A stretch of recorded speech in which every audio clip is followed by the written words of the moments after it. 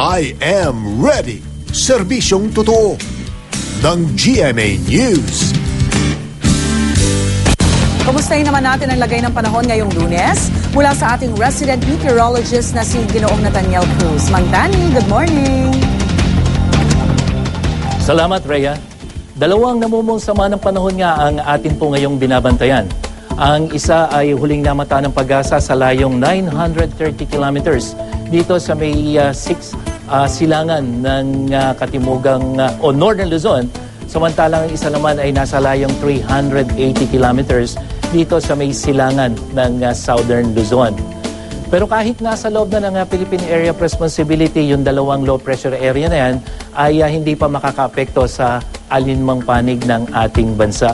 Pero kung mapapansin nyo po, lalong-lalo na yung dito sa mga taga Metro Manila at ibang bahagi ng Luzon, nagkaroon ng magandang lagay ng panahon dito sa may Northern at Central Luzon at ito ay sanhi ng unti-unting paghina ng hanging habagat at yung epekto ng tinatawag nating ridge of high pressure area. Samantalang dito po sa may Visayas hanggang dito sa may Mindanao ay patuloy na makakaranas naman ng kalat-kalat na dagliang pagulan at pagkulog, pagkidlat.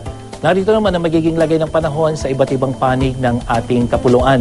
Dito sa may Luzon, kasama na ang lawag, mainit na lagay ng panahon pero maganda pa rin po yung inaasahan nating magiging walang epekto yung hanging habagat. Samantalang dito sa may Southern Luzon, kalat-kalat na dagliang pagulan at pagkulog, pagkidlat ang ating inaasahan.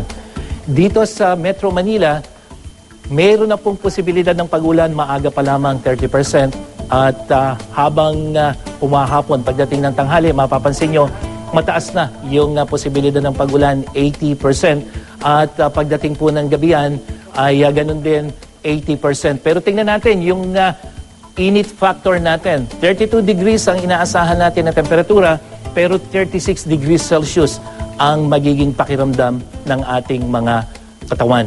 At para naman sa Visayas ay kalat-kalat na dagliang pag-ulan din at pagkulog, pagkidlat ang inaasahan. Medyo mababa yung temperatura at pagdating ng Mindanao naman ay meron ding kalat-kalat na pag-ulan at pagkulog, pagkidlat. Mainit din yung temperatura katulad yan sa Cotabato at dyan sa may General Santos City.